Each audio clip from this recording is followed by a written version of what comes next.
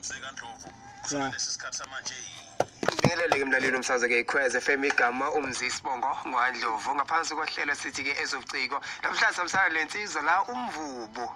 mvubu kunjani mfethu umsakazo ke ikhweze FM sikubingelele namhlanje intambama sithi ezobuciko uwe ukudrive uwe sikhuluma nawe uwe owenza izinto namhlanje uwe otshela abantu ukuthi umvubu ngubani wakobani uqhamuka kephi kwenzakalani mntaka baba njengalokho ke uzenze empangeni. Siyabingelela kakhulu baba, siyabingelela ngokujama, siyabingelela ikhweze FM, siyabingelela kwemfaka baselibekele xhawala ke. Baba siyakubona kakhulu la kuma social media kakhulukazi ke ku Facebook umuntu njalo upostayo uma kunezinto ezenzakalayo ngalapho empangeni mhlawumbe ke uma sikhuluma ngomvubu sikhuluma ngoba niqala lapho before sibheke imisebenzi aseyenzele. Yebo, uma sikhuluma ngomvubu sikhuluma ngomvubu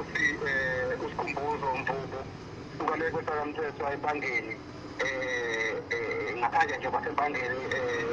emakhaya lapho abantu bafike kulenza khona uthando lwenkonzo nje luqubuke lapho engikhulele khona abantu kwamanje sengizenze kakhulu engolezana la ephusha khona umsebenzi uqale nini ukuba ke uwenze futhi kunesasesingakanani manenhle imicimbi efana nale? Yes futhi ngithe mangikhula futhi ngile kwesakamthetho emakhaya ngabona ukuthi yebo uthando lenkonzo lukhona i-industry yebo ngingenile kodwa kunzima kakhulu especially uma usuka emakhaya so bekuthi